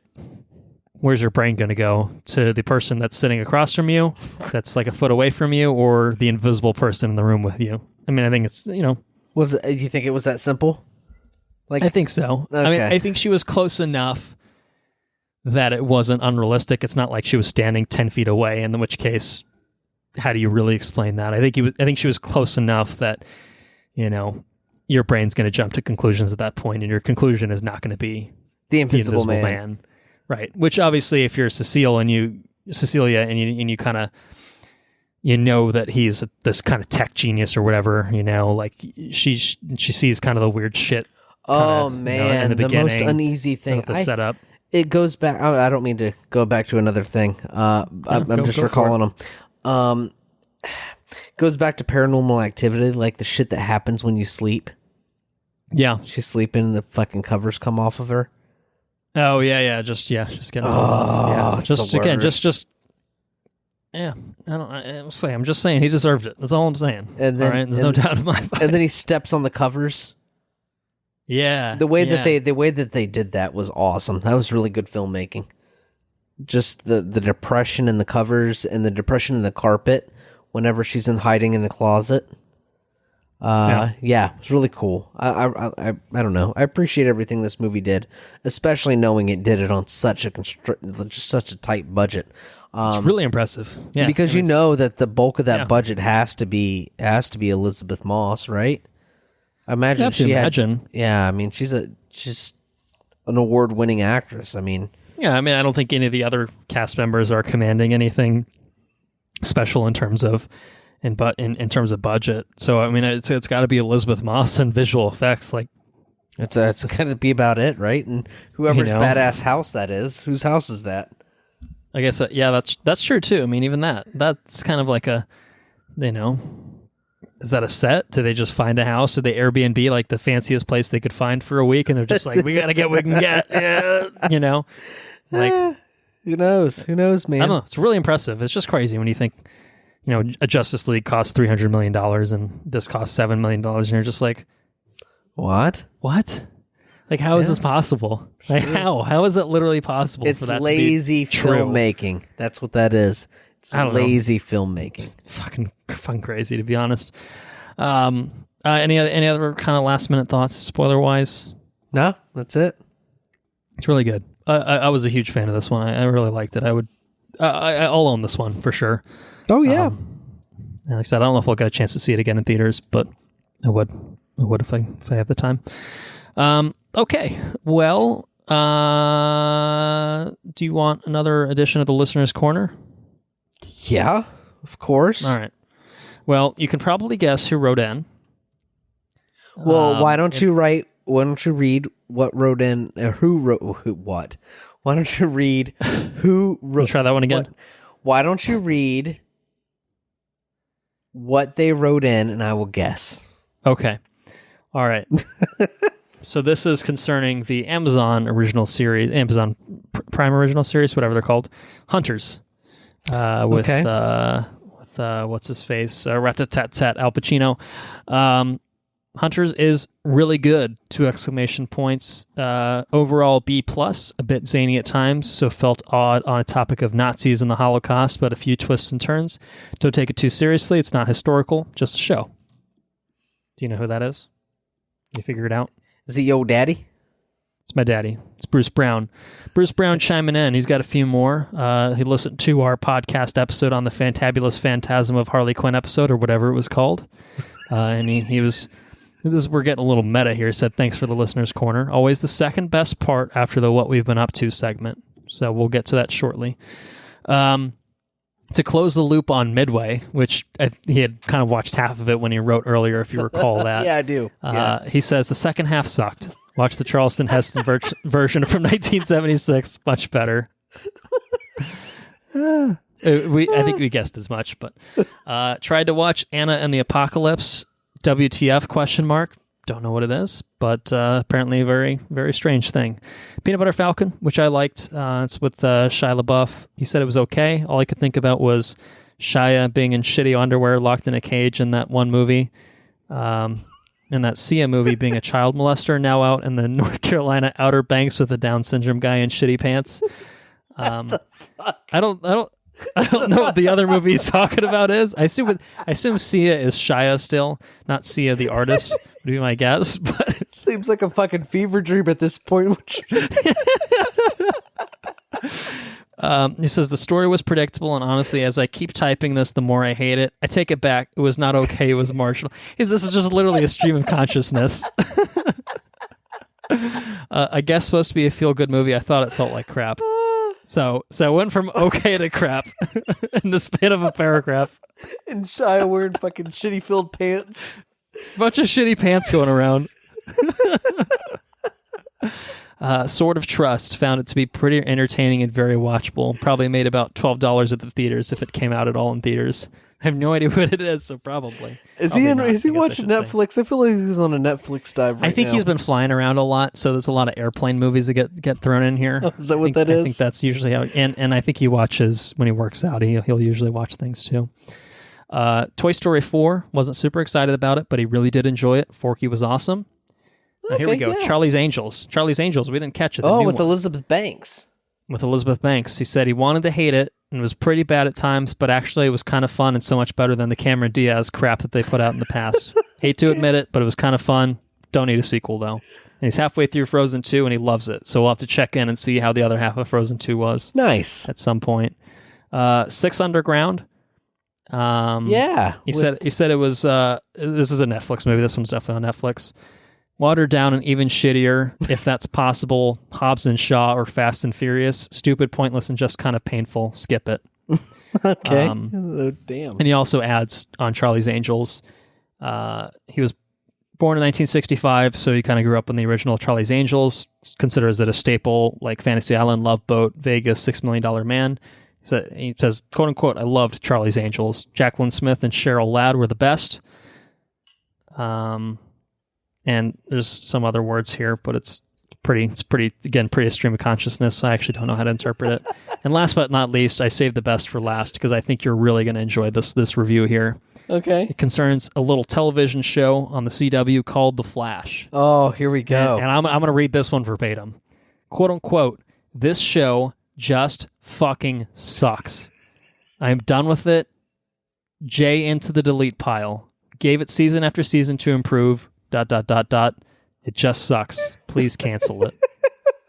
So it sounds like you're not missing anything on the CW. Good deal. So there we go. B. Brown's got the same sensibilities as I do, I think. Yeah, it sounds like it. Abandoned ship. So yes, Listener's Corner has been dominated by one man recently, but it doesn't have to be that way. If you guys want to chime in, talk about some things you've been up to recently, film, television, books, comics, whatever, we'd like to hear about it. Just send an email to us, watchreviewrepeat@gmail.com, and you can be part of the Listener's Corner. Otherwise, you're just going to have to hear about the airplane exploits of one Bruce Brown for eternity. And I'm fine with that. I'm giving him the airtime. All right, what have you been up to lately? I think you might have some things you need to share. I got some things I can share. Okay, so what have I been up to? He's been waiting an hour and 20 minutes for this shit. What have I been up to? I got to think about it for a minute. Have I watched anything? All right. Are you saving like the kind of fancy thing for last? Or are you going to talk about that in a future episode? I'll save that last. Okay, cool. You're gonna hear your response for all of it here in a minute. I'm gonna get to hear it. It's good to see it too. All right. All right. I really don't think I've watched anything though. I've been playing nothing on the Netflixes. Castlevania, yes. Okay, so started the new season. Yeah, I'm like 4 or 5 episodes into Castlevania, the new season. I'm all legit? about it. Yes, it is legit. Cool. It's not, it's a slower burn than the previous seasons, I think. And it seems it's a little longer too, right? I actually don't know. Couple episodes. I haven't explored it. I think it's 10. Could be wrong. And it seems weird that there's no Dracula involved. Like I really appreciated Dracula's presence in seasons 1 and 2. He was a real good ominous presence, and he was almost a sympathetic character in a way. He was obviously a lunatic, but there was something there. Yeah, more than just cartoon character villain, right? And so now we're without that character, and it's a new territory, and it's interesting. I do like it, and it continues to be a cool show. I am also 2 episodes into Devs, which is the Alex Garland show.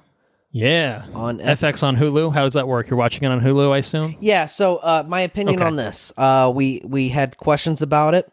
It seems like FX's way to make a more explicit show. They get the budget of FX shows.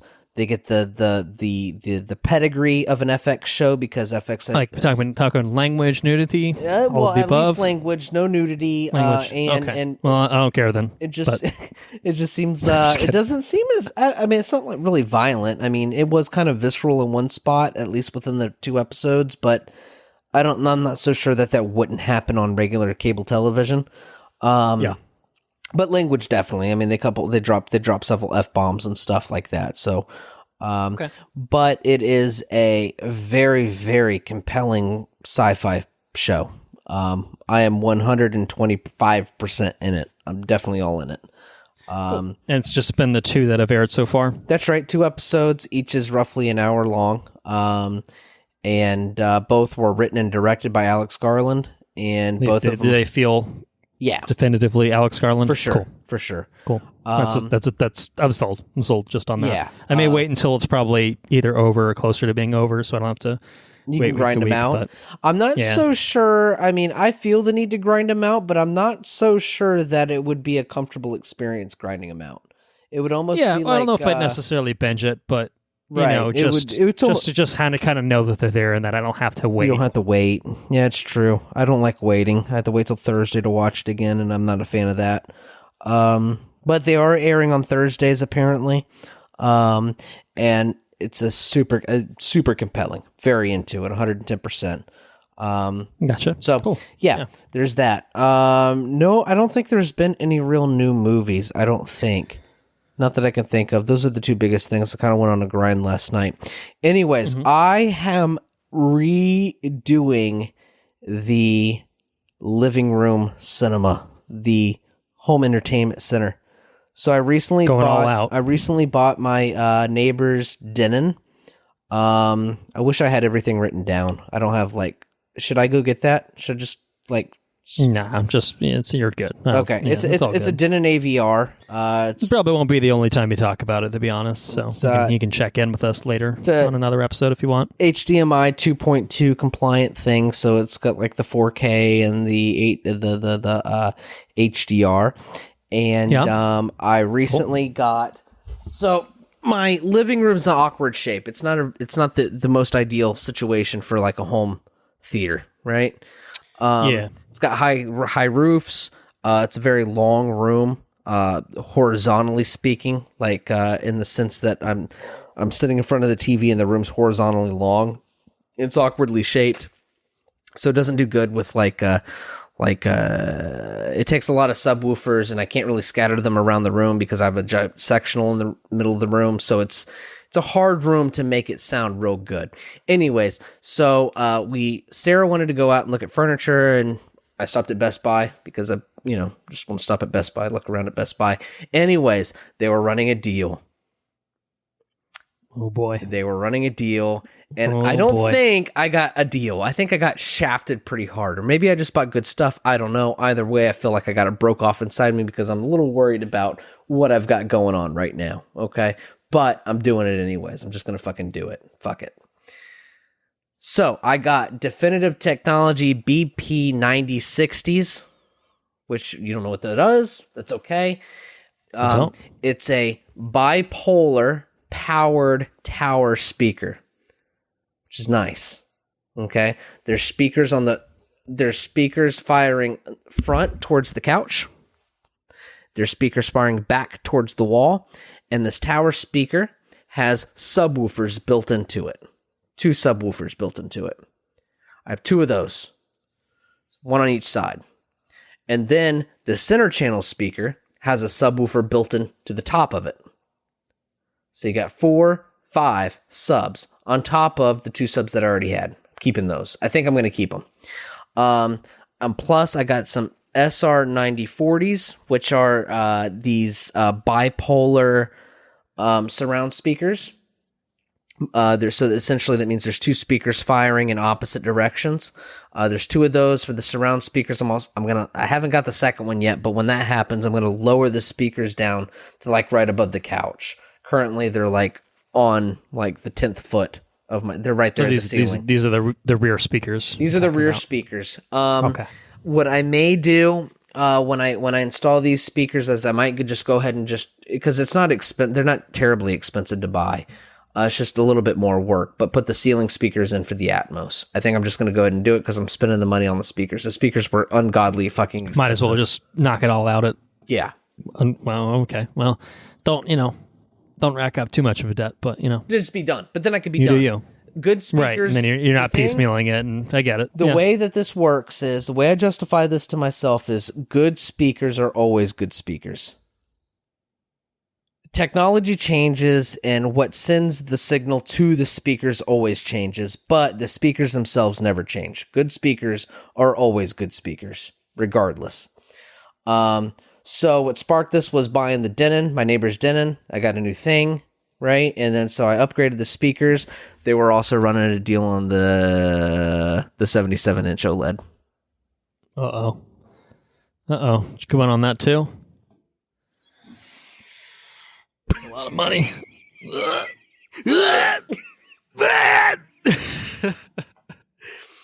I mean, Wednesday. You're a working man. You make money. I ain't gonna question you on anything. But Wednesday, I got a 77-inch OLED and a bunch of new speakers. So what are you gonna do with your living room TV? I'm gonna sell my living room TV. I'm gonna sell a 5.00 living room system. Okay. So you can probably recoup a decent amount of money. I can at least probably, yeah. So the cool thing about speakers is as long as the speakers aren't really damaged, you can usually recoup like 80% of what you pay on the speakers. That's good. Speakers, like I said, a good speaker is always a good speaker. So, although my speakers that I had in the living room weren't terribly expensive as it was, I can still recoup like 80% of the cost, I think, of my speakers. 60 to 80%, whatever, right? The AVR, you know how we have the fire pit in the backyard now? I do. I'm going to repurpose my old AVR to I'm going to set up in the sitting room area. I'm going to put my turntable, my record player. Okay. And I'm going to get some outdoor speakers and use that AVR for outdoor speakers and the sitting room area. Just like a setup there. Okay. Yep. So I'm going to have like a little enclosed, like little credenza there where it's got the AVR, but the record player sits on top, but it's also powering the outside speakers out on the patio. So, nice. Cool. I've got a plan. If anybody's interested in a 70-inch Sony 4K TV that does not have HDR, it is on the market. And I will be selling that. Probably, I don't know what that's worth. It doesn't have HDR, but it's 4K. I don't know what I can get for it, but it's a nice TV. It's not a bad TV. Just doesn't have HDR. I think it's just kind of getting outpaced currently. Yeah, well, it's unfortunately how it goes with the TVs. That's it. But one thing's for sure. To date, OLEDs have not been cheap for the past 4 or 5 years. They continue to be fucking expensive. So yeah. I got a really good deal on my OLED, and pretty stoked about it. So you heard it here first. For sure. I heard it here first too. I didn't know anything about this. Yeah.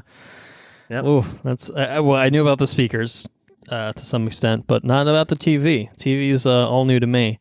Yeah. So I'd say I'm envious of your setup. Obviously, I mean, I literally couldn't even. I don't have the space for that sort of setup where I am right now. I have to wait until I, eventually hopefully get my own space that's a little bit more expansive where I'm not worried about people up and below me and to the side and all that good stuff. Yeah, but one day, dude, one day. But one day, yeah. And one day I'll eventually hopefully have some money that I can, funnel towards such a thing. But I do have HDR on my TV, so I know you were everything's leaps not and all bounds bad. ahead of me because that HDR makes a world of difference. Everything's not all bad. So yeah. Well, I look forward to seeing the final product whenever I visit next, which I'm sure it'll all be well in place by that point. So that'll be fun. Any other? I mean, no, I assume you saved best for last. Yeah, that was pretty much it. Yeah. That was the grand finale. All right. Well, I have a few things I'd like to shout out on my end. So I'm just going to run movies, TV shows, etc.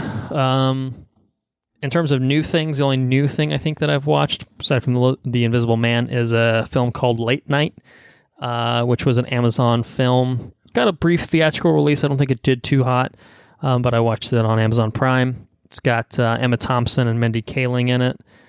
It's about Emma Thompson's like a late night host, and the ratings are are dwindling, and so she's gonna get fired from her own show basically, and so she hires a woman to join an all male writer's room to kind of freshen it up and see if they can kind of reinvigorate the show.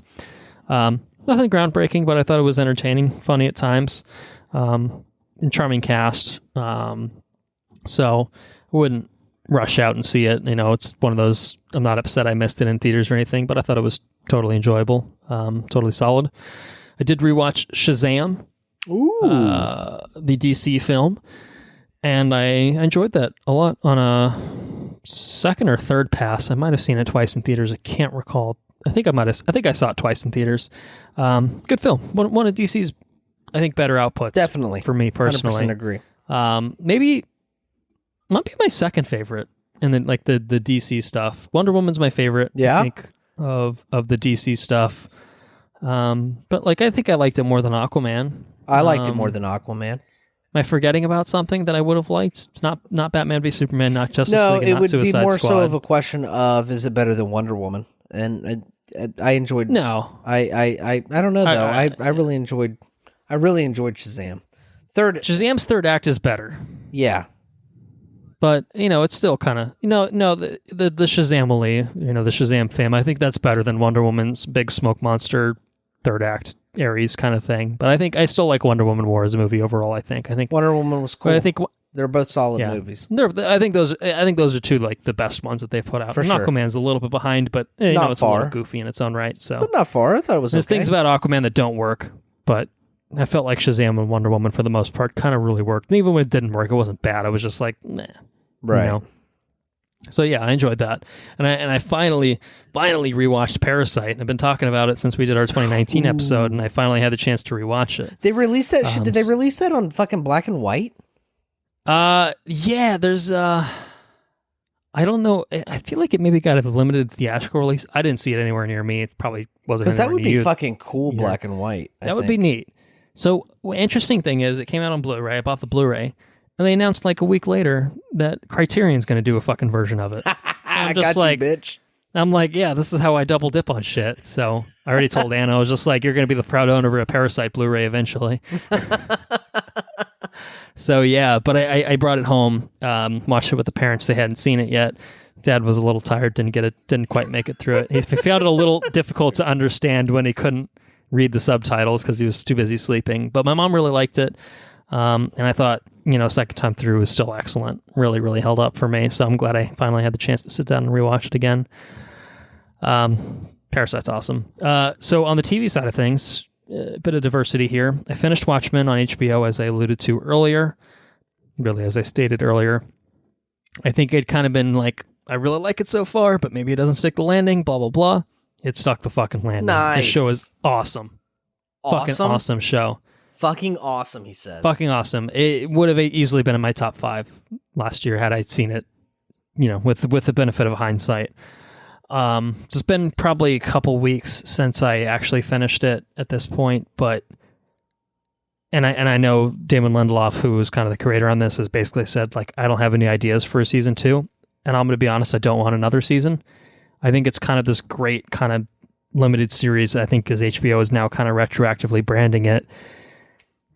And it's, oh man, the revelations in it are great. The new characters in it are great.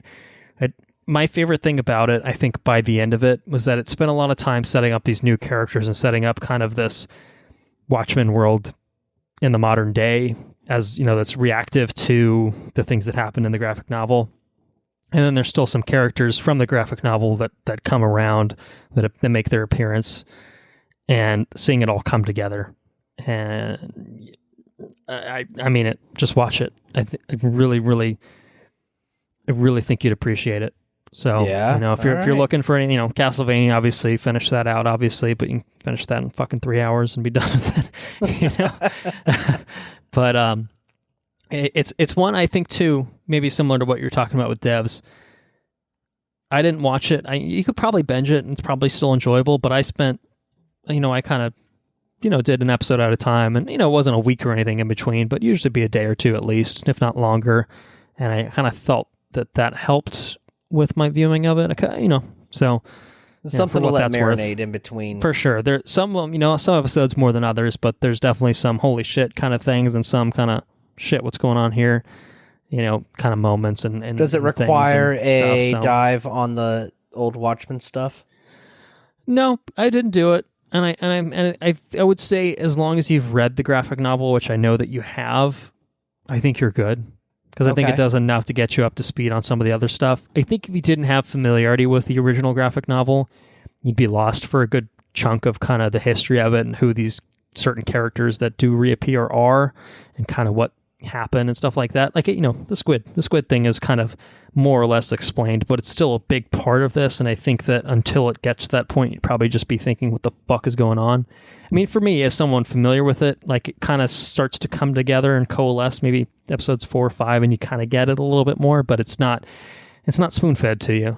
And so I think that it helps to kind of have a little bit of knowledge of the original kind of history and understanding, like what the Watchmen world was like in the 1980s, and to see where it is in the 2010s. It makes a lot more sense if you have that background. Otherwise, it's really just kind of out there. Right. So I think it'd be good, but certainly if you need an excuse to reread the graphic novel, there's far worse things you could do with your time. So yeah, Watchmen, highly recommended on HBO. Big fan of that. 9 episodes too, so it's another thing for you. I think that it's not too burdensome. In terms of other shows, I can blow through these pretty quickly. I finally started my rewatch of The Expanse, my much talked about rewatch of The Expanse. I'm 6 episodes into season 1, which I've seen before, of course, but I got to tell you, man, it's a fucking another world on Amazon in 4K. Seriously. Because they have all the seasons on 4K, not just the new ones. And so, like, going from the sci-fi broadcast to Blu-ray was a huge step up. When the last time I watched season 1, it was on the Blu-ray. It was a big step up. But seeing it in 4K, and it still has a 5.1 kind of surround sound through Amazon, I'm just like, this is the shit this was meant to be seen. And, like, some of the effects are, like, maybe a little bit more noticeable in 4K, but, like, fuck sci-fi for ever broadcasting this brilliant show in the way that they did. Like, it's honestly insulting. It was terrible. Like, especially if you caught it. I only caught season 1 on the Blu-ray. Season 2, I had to watch the stream, and that was awful. God, it was just unwatchable shit, man. Like, it's just horrendous that they thought that was acceptable.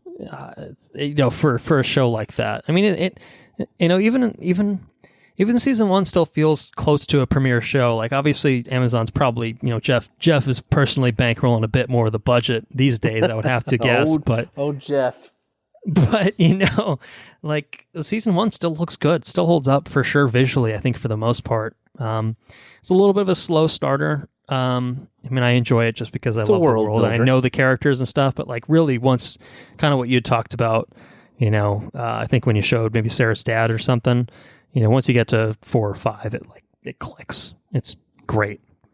Yeah. It's awesome. And I feel the same way. I still enjoyed the other stuff, but I can see it kind of from this perspective of just being like, yeah, like, the characters are coming together. Everything's really coming together. The plot's kind of moving. It's good shit.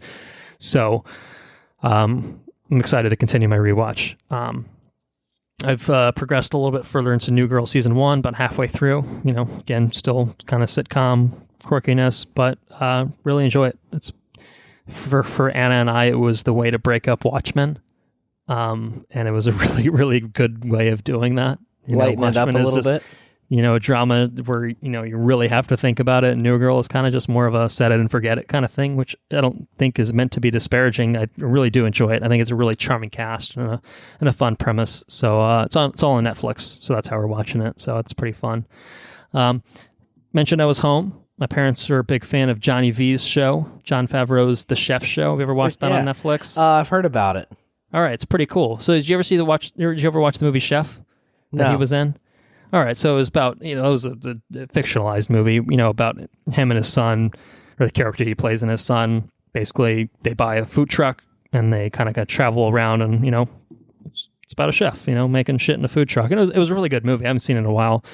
But obviously he has some sort of passion for cooking. And so the Chef Show, it's now, I think, 3 seasons. I don't think they're called seasons, but they're basically like 6 episodes or whatever a piece of him kind of, it's like kind of any typical cooking show, but it's Johnny V. And he's going around cool. and hanging out with Wolfgang Puck and the like, and checking out dishes, and it's a fun riff, and they usually have him kind of help out and cook, and like he's not a professional cook, so it's it adds a little bit more of a layman's perspective, even if he knows certainly more than I do in terms of cooking. It's still he's a fun personality like the Avengers type and stuff, right? Tom Holland and all sorts of people come and cook with them? I think there's an episode on that, yeah. So I started from the newest series because my parents had already seen the first 2 seasons of it. So I started the new stuff just dropped on Netflix. So I started from that. I'm like, if there's any show you can watch out of order, it's a fucking cooking show. So that's true. So yeah, I kind of just dropped in and didn't, yeah, I know there is an episode with like RDJ and Tom Holland. I think the Russo brothers or something like that, which is pretty sweet. But yeah, watched 3 episodes of it and I thought it was great. So I recommend that. Last but not least, outside of the film and television realm, I am back into the world of Pokemon Sword. 6 gym badges acquired. Don't even worry about it. Good game. It's good. Sucked me in. I stopped playing for like a month, maybe over a month or something like that. And then I knew I was going to be on spring break and I needed something to kind of, play on vacation. And Pokemon was just sitting there. I was just like, well, it's either Pokemon and I try to finish it out or I just get sucked right back into Fire Emblem. And I'm not ready for that world yet. So I went for Pokemon. So yeah, I think I'm almost at. I think I'm at the 7th gym actually, like technically, but I haven't acquired the badge yet, so I can't lay that claim just yet. But yeah, it's a fun game. Nice. It's Pokemon. It's no more, still no less. Pokemon. But some new Pokemon in there, some old Pokemon in there. It's in 3D and shit. It's on the Switch. What more can you ask for? I feel. So yeah, that's what I've been up to. So why don't we go ahead and call it a day on this episode, yeah? Yeah, let's do it. All right. Thank you all for listening. If you enjoyed what you heard, please spread the word. Patreon. Patreon.com/watch review repeat. Patreon's a platform if you want to help support us beyond just listening to us on the regular feed. You can chip in $2 a month and get access to timed exclusive bonus episodes, as well as early access to all of our regular episodes. So our intentions are to record a bonus episode on the first season of the Netflix original series The Witcher sometime in the future, so we can get that up for you guys on Patreon. We were going to do a James Bond bonus episode. That's not going to happen at this point. It's going to happen one day, maybe later, but not in the imminent future, I think we can say. There's no pressure now. We can probably shelve that one for a few months at least. And so, yeah, so Patreon, we'll have to figure out kind of what we're doing after The Witcher, but we've both seen season 1. And so we really just need to figure out the timing on that one to get it done. So yeah, look forward to that one. Again, you can also head to our website, watchreviewrepeat.com, click the premium tab in the top left, and then click the Become a Patron button, get you the same spot. Watchreviewrepeat.com. Also, if you need anything as far as our podcast is concerned, you can like us on Facebook at Watch Review Repeat. Just search for us that way. You can follow us on Twitter at WRRPod. We're pretty active on that. Well, I'm pretty active on that, I must say. Questions, comments, and suggestions. Just to reiterate, the Listener's Corner. Again, it's getting a little lonesome, but I know there's more than one listener of this podcast out there. I know it. I've seen the numbers. See it.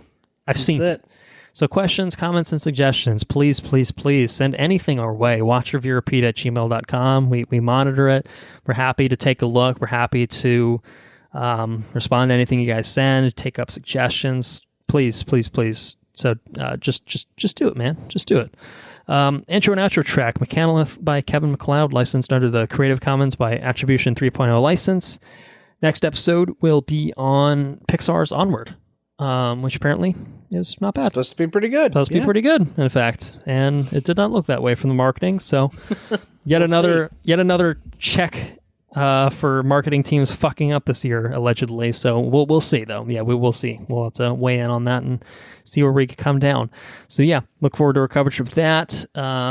Check out the Mandalorian episode if you haven't had a chance to yet. Watch the damn show if you haven't had a chance to already. What have you been doing with your life, etc. So yeah. No James Bond to look forward to, but plenty of other stuff to look forward to and catch up on. So there you go. Andrew, what do you say to that? Take care now. Bye-bye then. Laters on the Menjay.